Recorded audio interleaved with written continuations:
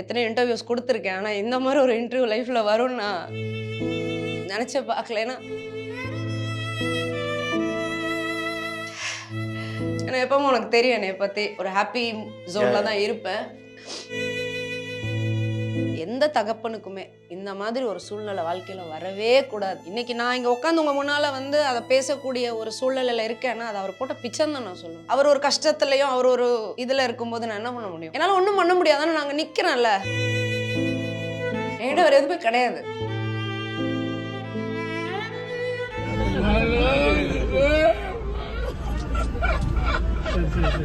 நீ இறந்துட்டியா அப்படிங்கறது கூட எடுத்துக்க முடியல. அவ்வளோ ஒரு என்ன சொல்றது, இறந்த ஒரு உடல் மாதிரி இல்லை. ரொம்ப அப்படியே சொல்லுவாங்களா, ஒரு தேஜஸோட அப்படியே கண்ணை மூடிட்டு தூங்குற மாதிரியே இருந்தது. ஒரு 1 வீக் முன்னால நான் கால் பண்ணேன், எடுத்தாரு. எனக்கு ரொம்ப உடம்பு சரியில்லை, என்னை வந்து பாரு அப்படின்னு சொல்லி பேசி முடிச்சுட்டு ஈவினிங் ரொம்ப நேரமா தூங்கிட்டே இருக்காப்லன்னு போய் பார்க்கும்போது தான் எந்திரிக்கல அப்படின்னு. சார் வேற வெளியே வந்தோன்னு ரொம்ப கதற ஆரம்பிச்சிட்டாங்க. மனோஜ் மனோஜ் என் பிள்ளை வேணுன்றாங்க. என்ன பண்ண முடியும்?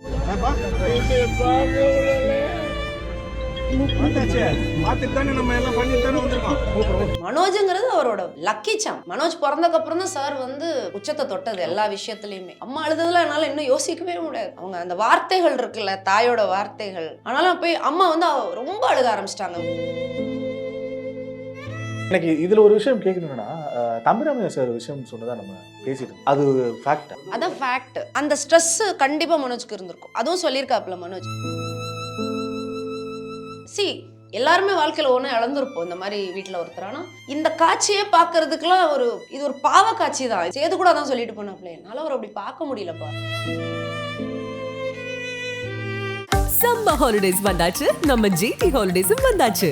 GT holidays, south India's #1 travel brand. Shalini வணக்கம். வணக்கம். மனோஜ் பாரதிராஜா அவர்களோட இந்த மறைவு, அந்த நியூஸ் வந்து எல்லாருக்குமே வந்து இப்போ நார்மல். இப்போ நான் அந்த ஜஸ்ட் ஏதோ ஒன்று பார்த்துட்டு இருக்கும்போது டக்குன்னு வந்து அகால மரணம் அப்படின் போது எனக்கே ஒரு மாதிரி பட்டுன்னு தூக்கி போடுச்சு. ஏன்னா இப்போது எங்களை மாதிரி நார்மலாக அந்த இண்டஸ்ட்ரியிலேருந்து பார்க்குற ஆட்களுக்கு எப்படி இருக்கும். பட் நீங்கள் பாரதிராஜா சாரோட நிறைய ட்ராவல் பண்ணியிருக்கீங்க. பாரதிராஜா அவர்கள் மூலிமா அவங்களோட ஃபேமிலி கூட ஒரு நல்ல பாண்டிங் ஒன்று இருந்திருக்கும், நல்ல ஒரு ஃப்ரெண்ட்ஷிப் ஒன்று கிடைச்சிருக்கும். உங்களுக்கு அது கேள்விப்பட்டவொன்னே எப்படி? அரௌண்ட் ஒரு 5:30-6 இருக்கும். கேஷுவலாக நம்ம அந்த ஃப்ரீ டைமில் வந்துட்டு ஸ்க்ரோல் பண்ணும்போது டக்குன்னு இன்ஸ்டாவில் பார்த்தா மரணம் அப்படின்னு வந்தது. மனோஜ் மாரடைப்பால் மரணம் அப்படின்னு வந்துச்சு. எல்லாருக்குமே ஷாக்குன்னா நான் என்ன நினச்சிருப்பேன், நான் நினச்சேன் இது பொய்யா இருக்கக்கூடாதா இந்த நியூஸ் என்னன்னு. எனக்கு ஒரு 10 minutes எனக்கு ஐ வாஸ் லைக் பிளாங்க். எனக்கு ஒன்றுமே புரியல. வீட்டிலே இப்போ யாருக்கும் ஃபோன் அடிச்சு கேட்கும், ஒருவேளை இது பொய்யான நியூஸாக இருந்தால் வீட்டில் கஷ்டமாயிடும் சொல்லிட்டு நான் சாருக்கும் கூப்பிடலை. அப்புறம் நான் நிக்கில் கிடச்ச நிக்கில் ஃபோன் வந்து பிஸியாகவே இருந்தது.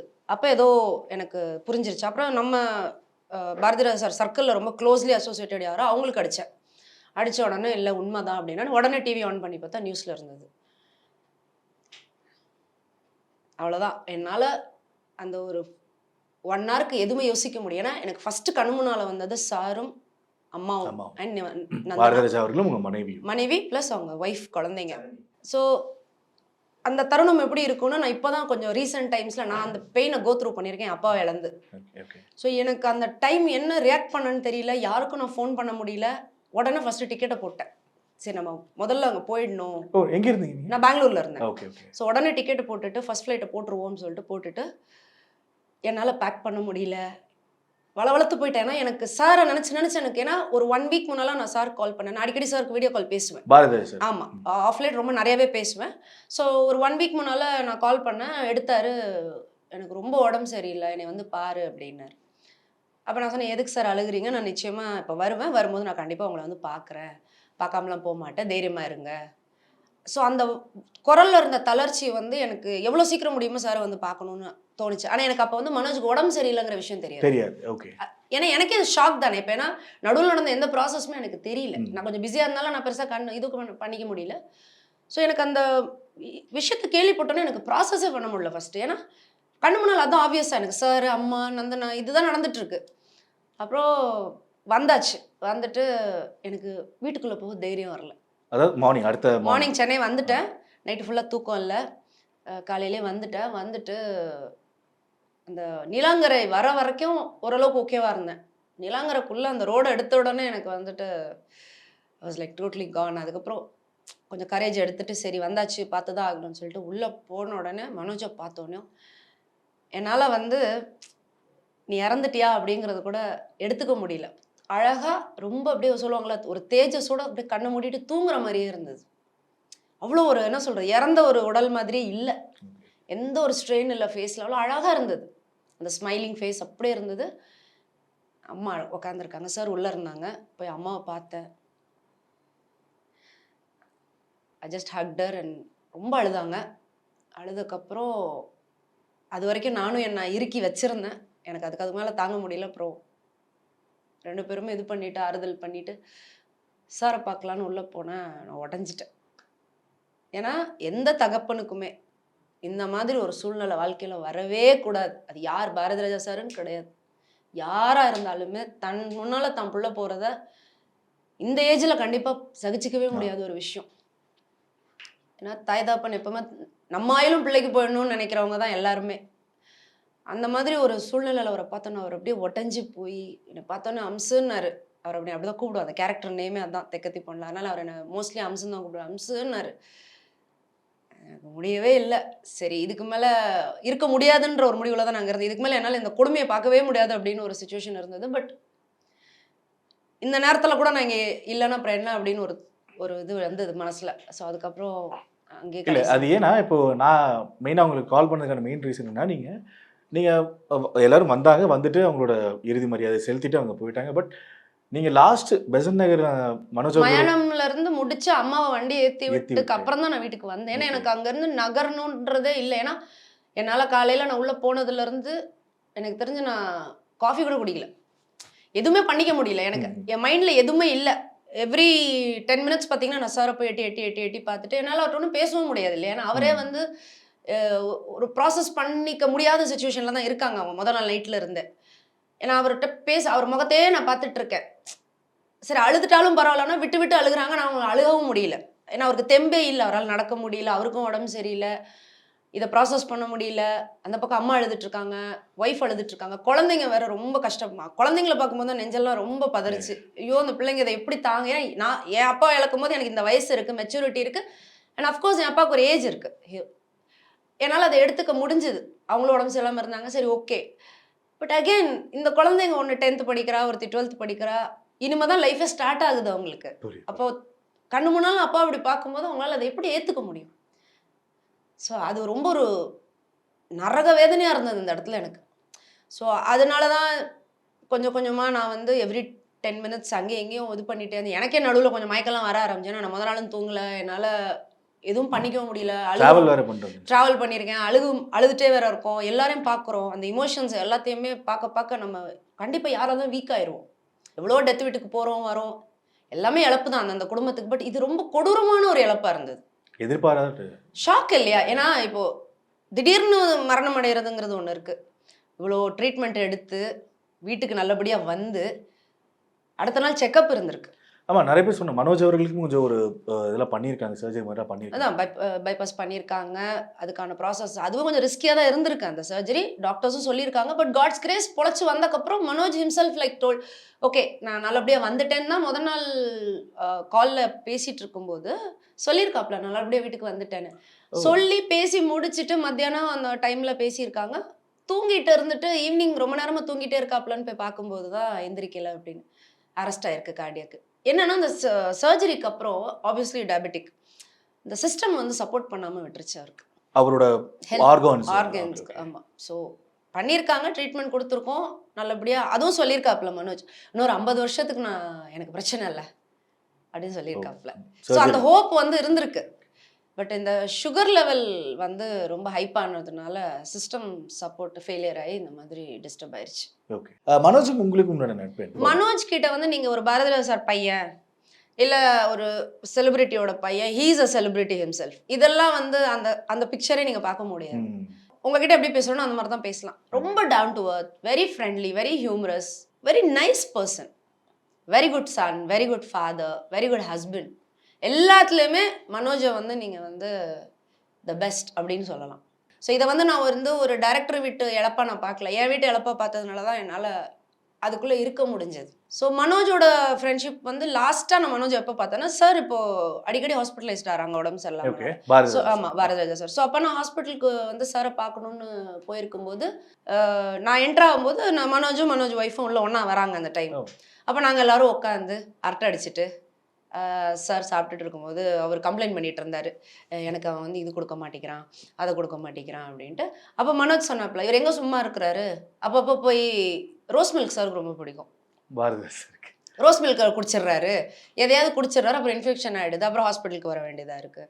அப்போ நானும் சத்தம் போட்டேன், ஏன் சார் இப்படி பண்ணுறீங்க, நல்லாவா இருக்குது அது ஹாஸ்பிட்டல் வந்து உங்களுக்கு வேணால் ஒரு டூர் மாதிரி இருக்குது வீட்டில் இருந்து, பட் அடிக்கடி வரக்கூடாது சார், இது மாதிரி கொஞ்சம் கண்ட்ரோல் பண்ணுங்க அப்படின்னு. இல்லை எனக்கு நான்வெஜ்ஜும் நான் சாப்பிட்றத விட்டுட்டேன், எனக்கு என்ன தான் என்டர்டெயின்மெண்ட்டுன்னாரு. கொஞ்சம் தெம்பா இருங்க அப்புறம் நம்மலாம் சாப்பிட்லான்னு சொல்லி நாங்கள் அங்கே உட்காந்து ஒரு 1 ஹவருக்கு மேலே உட்காந்து பேசிகிட்டு இருந்தோம் ஹாஸ்பிட்டலில். ஸோ அதுதான் நான் மனோஜை லாஸ்ட்டாக பார்த்தேன். அப்போ கூட ரொம்ப எனர்ஜெட்டிக்காக ரொம்ப ஜாலியாக. இது எப்போ பார்த்தீங்க? ஒரு 2-3 மந்த்ஸ் முன்னால். ஓ இப்போதான்? ஆமாம் ரொம்ப ரீசெண்டாக தான். ஸோ அதுதான் நான் மனோஜை லாஸ்ட்டாக பார்த்தது நேரில். ஸோ எனக்கு அதனால ரொம்ப கஷ்டமாயிருச்சு. எனக்கே வந்து அந்த ஒரு டைம் வரைக்கும் அது ப்ராசஸ் பண்ணிக்க முடியல. ஏதோ முன்னால் தூங்கிட்டு இருக்க மாதிரியே தான் இருந்தது எனக்கு ஐஸ் பாக்ஸ்குள்ளே. அப்படி ஒரு ஃபேஸ் வந்து அவ்வளோ பிரைட்டாக இருந்தது. இட் வாஸ் லுக்கிங் லைக் ரொம்ப கார்ஜியஸாக அப்படியே ஒரு டிவைனாக இருந்தது ஃபேஸ். அதனால இப்போ நமக்கே வந்து ப்ராசஸ் பண்ண டைம் ஆகும் ஒருத்தர் நம்ம கூட இருந்துட்டு இல்லை அப்படிங்கிறது.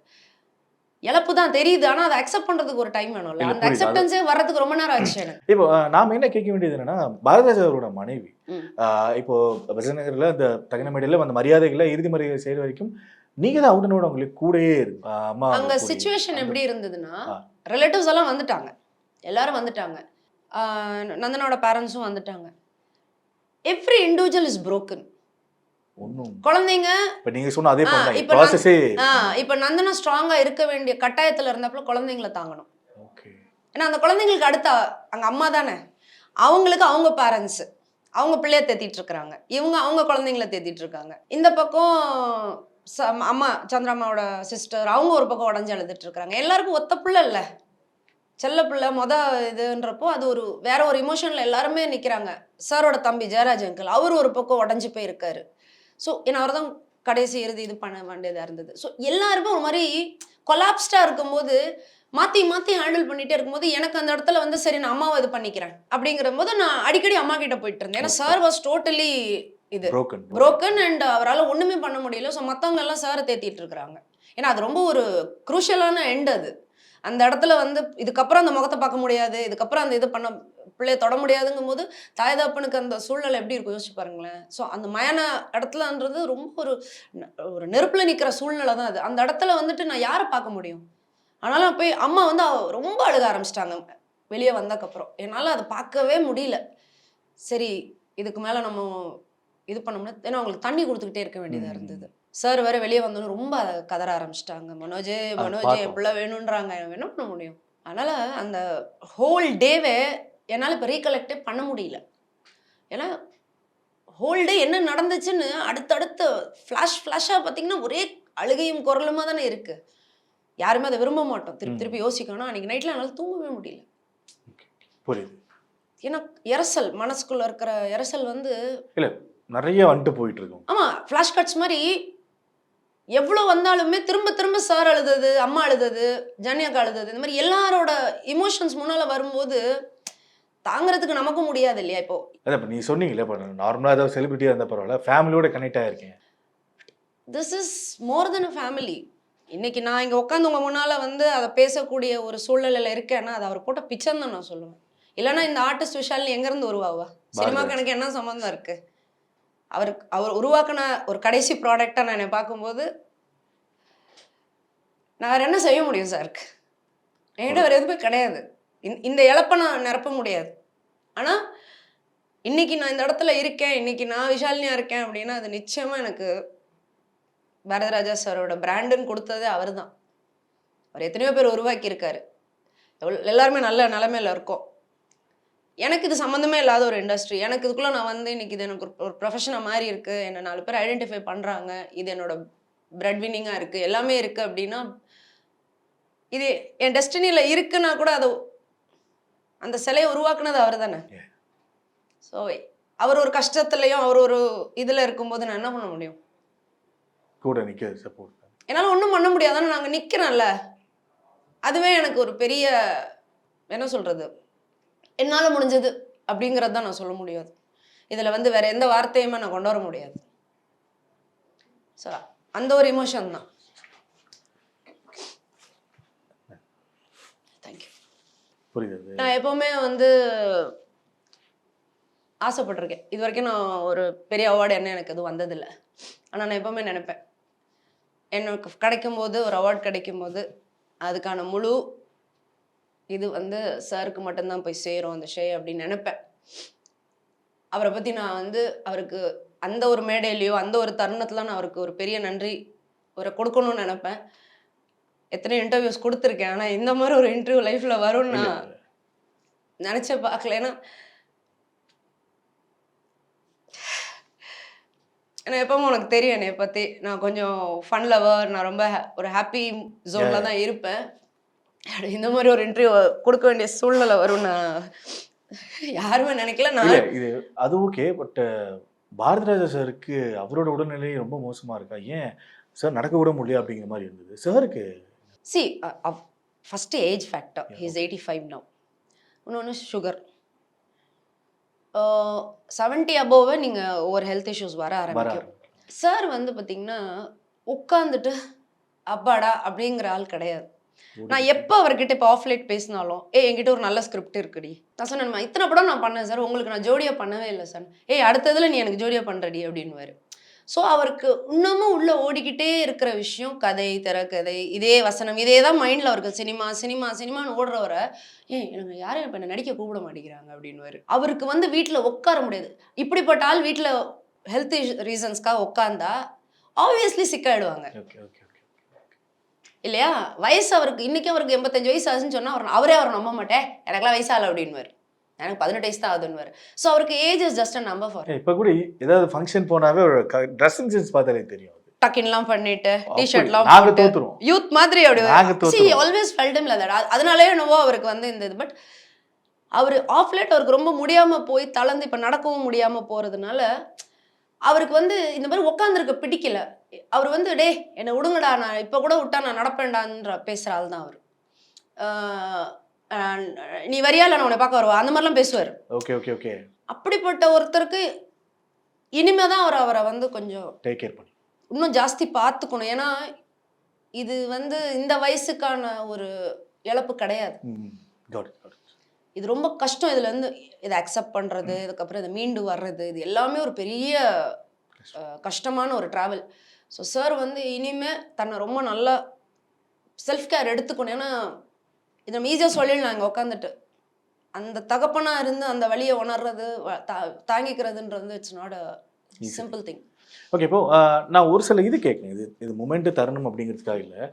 ஒரு சில இண்டஸ்ட்ரியில் நம்ம வந்ததுக்கு அப்புறமா இண்டஸ்ட்ரியை பற்றி தெரிஞ்சதுக்கு அப்புறமா க்ளோஸ் சர்க்கிள்ஸ் தான் கிரியேட் ஆகும். இந்த ஒரு நிகழ்வு வந்து நடந்துடக்கூடாது அப்படிங்கிறது எல்லாரும் வேண்டிய. பட் பாரதிராஜா சாருக்கு சப்போர்ட்டாக இருக்கணும்னு சொல்லிட்டு இறுதி வரைக்குமே வைரமுத்து அவர்களாக இருக்கட்டும், ஸ்னேகனாக இருக்கட்டும், வெற்றிமாறன் சார் ஒரு விஷயம் சொன்னீங்க. வெற்றிமாறன் சாராக இருக்கட்டும், எனக்கு அவங்கள எவ்வளோ ஹெல்ப்ஃபுல்லாக இருந்தாங்க சார். பாரதிராஜா சாருக்கு இந்த டைம் இருந்து எவ்வளோ ஹெல்ப்ஃபுல்லாக இருந்தாங்க. ஏன்னா நாங்கள் பார்த்தோம், பட் உணர்ந்திருப்பீங்க. நான் உங்களுக்கு இப்போ கொஞ்ச நேரமாக சொல்லல, நான் பாரதிராஜா சார் ப்ராடக்ட் அப்படிங்கிறது என்னோட ஆணவம் கிடையாது, என்னோட அங்கீகாரம். அவரால் இன்ஸ்பயர் ஆகி வந்த ஒவ்வொருத்தருமே இன்னைக்கு இருக்கிற டைரக்டர்ஸ், ப்ரொடியூசர்ஸ் எல்லாருமே நான் சொல்கிறேன், இவங்க எல்லாருமே சாருக்கு இன்ன வரைக்கும் சரி இனிமேலும் சரி தூணும் ஒரு பாதுகாப்பாகவும் தாம் பிள்ளையா இன்னைக்குமே வந்து சாரை காலை தொட்டு கும்பிட்டுட்டு தான் அடுத்த கையை வணக்கம்னு சொல்கிற அளவுக்கு தான் எல்லாருமே அவரை வெறும் குருவாக பார்க்கல, மானசீக குருவா தெய்வமாக பார்த்தவங்கள தான் நான் நேற்று பார்த்தேன். எல்லாரையுமே நான் பார்க்கும்போது அது ஸ்டார்ட் ஃப்ரம் இப்போ நம்ம அம்மா கிருஷ்ணன் சிவா சாராக இருக்கட்டும், இளவரசன் அண்ணா இருக்கட்டும், நம்ம வெற்றிமாறன் சாராக இருக்கட்டும், சீனு ராமசாமி சாராக இருக்கட்டும், தம்பிராமி அண்ணன், எல்லா ஸோ அந்த ப்ரொடியூசர் கவுன்சிலில் எனக்கு இருக்கிறவங்களா இருக்கட்டும், டைரக்டர்ஸ் யூனியனில் எல்லாருமே சாரை தான் தகப்பனாவே தான் பார்க்குறாங்கங்கிறத நான் முந்தா நேற்று பார்த்தேன் அந்த இடத்துல. அதாவது இந்த இன்சிடென்ட் நடந்தோடனே எல்லாரும் அங்கே சார் கிட்ட போயிட்டாங்க. அன்னைக்கு மத்தியானம் தான் எல்லாரும் சாரையும் பார்க்க போயிருக்காங்க. ரொம்ப நாள் ஆச்சு சாரை பார்த்துன்னு சொல்லி டைரக்டர்ஸ் கவுன்சிலேருந்து போயிருக்காங்க. எல்லாரும் சார்கிட்ட உட்காந்து பேசி, அப்போ எதாச்சும் மனோஜோட பேச்சு வரும்போது தான் அங்கேருந்து கால் பண்ணி மனோஜ்கிட்ட பேசியிருக்காங்க ஸ்பீக்கரில். ஓ அப்பதான் மனோஜ் சொல்லியிருக்காப்புல, கடவுள் கிருபையில நான் வந்து நல்லபடியா ரெக்கவர் ஆகி அதாவது வந்துட்டேன். இது நடக்கிறதுக்கு ஒரு சாரை பார்க்க போன இடத்துல இருந்து கால் பண்ணி மனோஜ்ட்ட பேசியிருக்காங்க. டைரக்டர்ஸ் யூனியன்ல இருந்து போன டைரக்டர்ஸ், அதாவது செல்வமணி சார் மத்தவங்க எல்லாருமே. நான் நல்லபடியா இருக்கேன். இன்னும் 50 வருஷத்துக்கு எனக்கு பிரச்சனை இல்லைன்னு சொல்லியிருக்காப்புல.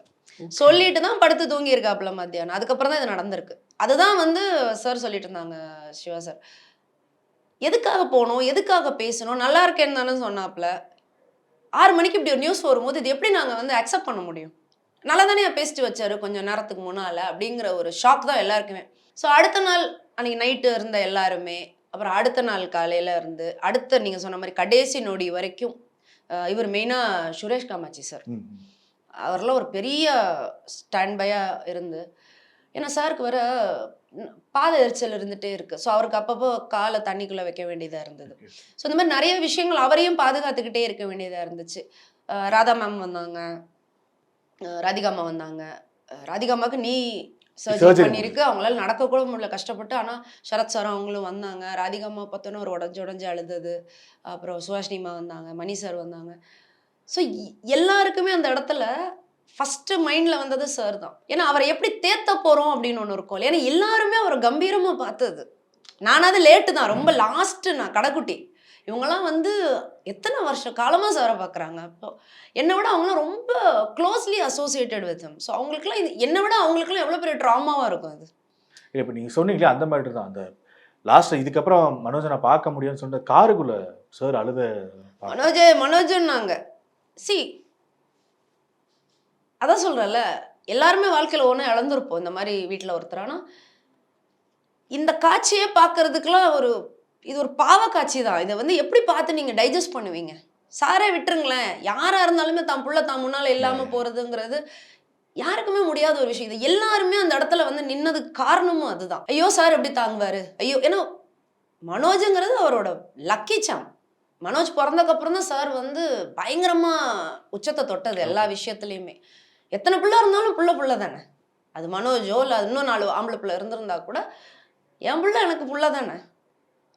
அம்மா அழுததெல்லாம் என்னால இன்னும் யோசிக்கவே முடியாது.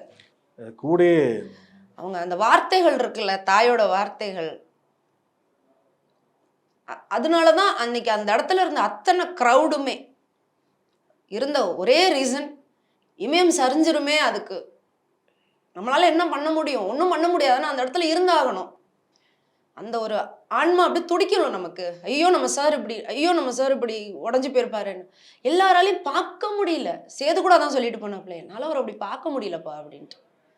ஸோ யாருக்குமே வந்து அந்த அந்த சீனை பிக்சரைஸ் பண்ண முடியல. ரொம்ப கொடூரம். ஏன்னா சார் வந்து கொஞ்சம் நல்லா இருந்திருந்தாங்க, நார்மலா இருந்திருந்தாங்கன்னா கூட அது வேற. சாரால அழுக கூட முடியல. ஹெல்த்தையும் பார்க்கணும். சாப்பிடவும் மாட்டேன்ட்டார். அப்பப்போ கெஞ்சி சார் கொஞ்சம் காஃபி குடிங்க சார், கொஞ்சம் சாப்பிடுங்க சார்னு கெஞ்ச வேண்டியதார். அப்போ கூட எனக்கு வேண்டாம். ரொம்ப கஷ்டமா இருந்துச்சு. இல்லை வெற்றிமாறன் சார் செஞ்சது சொன்னீங்க நீங்க. இப்போ வெற்றிமாறன் சாருமே லாஸ்ட்ல வந்துட்டு வந்துட்டு போயிட்டு இருந்தேன். ஏன்னா இப்போ நான் அடுத்த நாள் கூட நான் இளவரசன்கிட்ட பேசும்போது அண்ணா சொன்னேன், இல்லைப்பா நான் காலையில் நாங்கள் எல்லாரும் வீட்டுக்கு வரதுக்கே லேட் ஆயிடுச்சு. அதை வந்து திருப்பி போயிட்டு நாங்கள் வந்தோம் லேட்டா அப்படின்னாங்க. ஏன்னா அதாவது மேக்ஸிமம் எல்லாருமே அங்கேயே தான் இருந்திருக்காங்க. நடுநடுவில் இப்போ ஸ்னேகன்ட்ட கூட பேசினேன், இல்லைப்பா நான் காலையில் 4 மணிக்கே நம்ம தான் வீட்டுக்கு போனேன், போயிட்டு நான் அதனால திருப்பி லேட்டா வந்தேன். ஸோ எல்லாருமே இருந்துட்டு பிரேக் எடுத்துட்டா, அதாவது அவரை சுத்தி எல்லாரும் இருந்துகிட்டே இருந்திருக்காங்க. ஏன்னா தெரியும் எல்லாருக்குமே, யாரும் அவரை ஆறுதல் படுத்த முடியாது, யாரும் அவரை வந்து இதுல இருந்து ஈஸியா மீட் எடுத்துட்டு வர முடியாது. பட் எங்களோட கடமை என்ன, நாங்களும் பிள்ளைங்க தானே. ஸோ எங்களுக்கு அந்த இடத்துல என் குடும்பத்துல என் பிரதரோ, இப்போ Manoj is more like a brother to me. So அவன் இல்லைங்கும் போது, ஸோ எனக்கு மனோஜோட ஃப்ரெண்ட்ஷிப்னு சொல்றதை விட இப்போ என் தம்பி கூட எனக்கு ஃப்ரெண்ட்ஷிப் இருக்கான்னு இருக்காது. ஏன்னா அவன் என் தம்பி. So Manoj is more like a brother தான். அவன் என் அண்ணன், அப்படிதான் நான் பார்க்க முடியும். ஸோ அவன் இல்லைங்கும்போது என் அப்பாவுக்கு என்ன வழி இருக்கோ அதே தானே எனக்கு இருக்கும், என் அம்மாவுக்கு என்ன வழி இருக்கோ அதானே எனக்கு. அந்த ஃபீலிங் தான் எனக்கு அந்த இடத்துல இருந்துச்சு. நான் கடைசியில் அந்த சாங்கியங்கள் பண்ணும்போது நான் கிட்ட போகல. வீட்டில் அந்த கடைசியில் நீர்பந்தல்லாம் எடுக்கும்போது ரிலேட்டிவ்ஸ் எல்லாம் பண்ணிட்டு இருந்தாங்க. நான் அந்த பக்கம் என்னால் இது பண்ணிக்க முடியல. கடைசியில் மட்டும் எல்லாம் முடிஞ்சதுக்கப்புறம் காலை மட்டும் தொட்டு கும்பிட்டுக்கிட்டேன். ஏன்னா அதுக்கு மேலே என்னால் முடியாதுன்னு தெரிஞ்சிருச்சு எனக்கு, வேண்டாம்.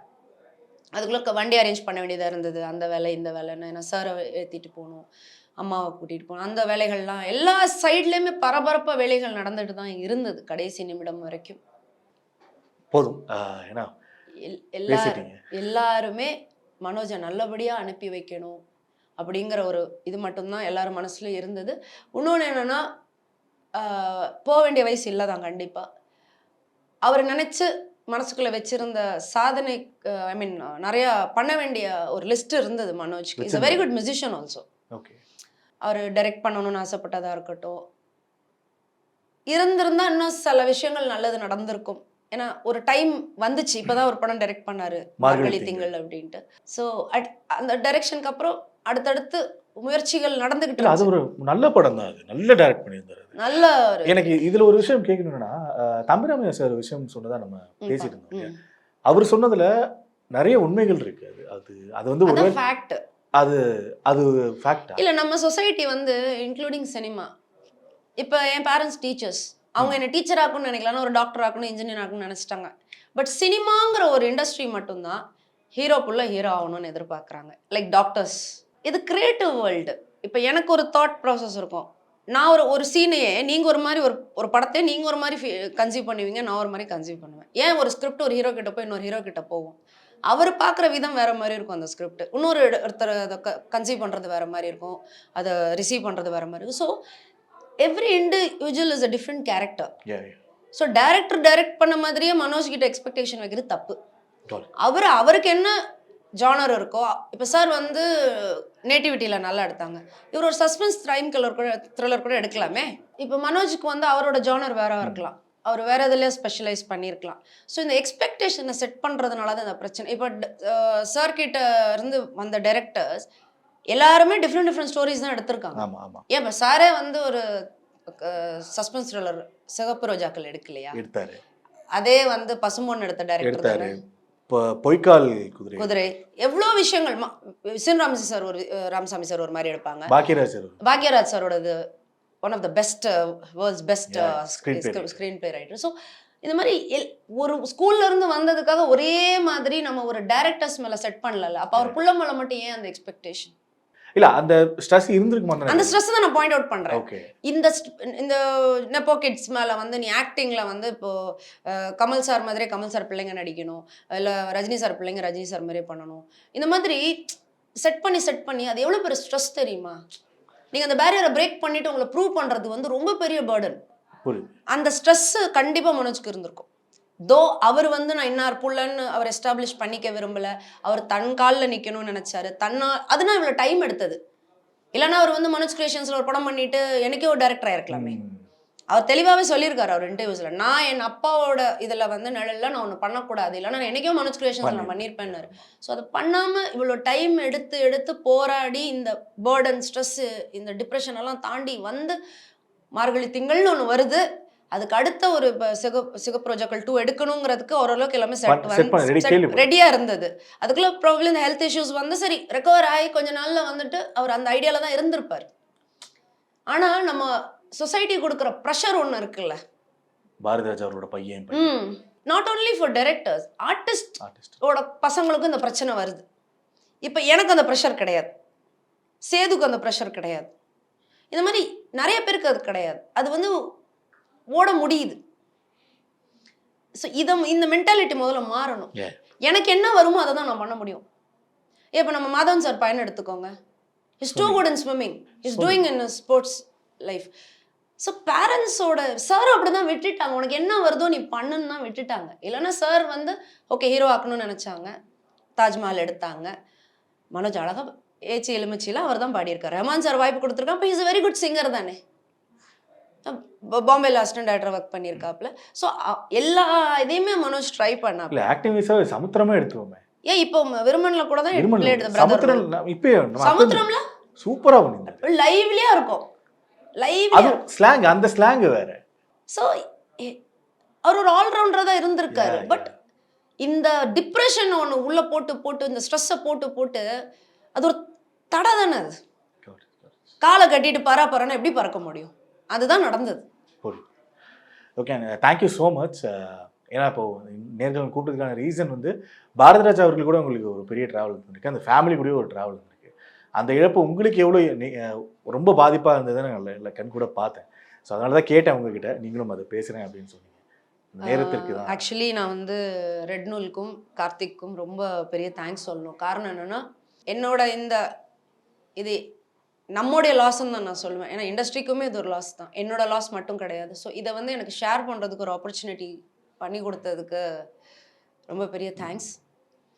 அண்ட் கடவுள்கிட்ட ஒரே ஒரு பிரார்த்தனை தான், அந்த குடும்பத்துக்கும் சாருக்கும் அம்மாவுக்கும் மனோஜோட ஃபேமிலிக்கு குழந்தைங்களுக்கு எல்லாருக்குமே கடவுள் வந்து நிச்சயமாக ஒரு சூப்பர் பவர் ஸ்ட்ரென்த்தை தான் கொடுக்கணும் to handle this and go to come out of this. ஏன்னா இட்ஸ் நாட் ஈஸி, ரொம்ப பெரிய ஒரு இழப்பு இது. ஸோ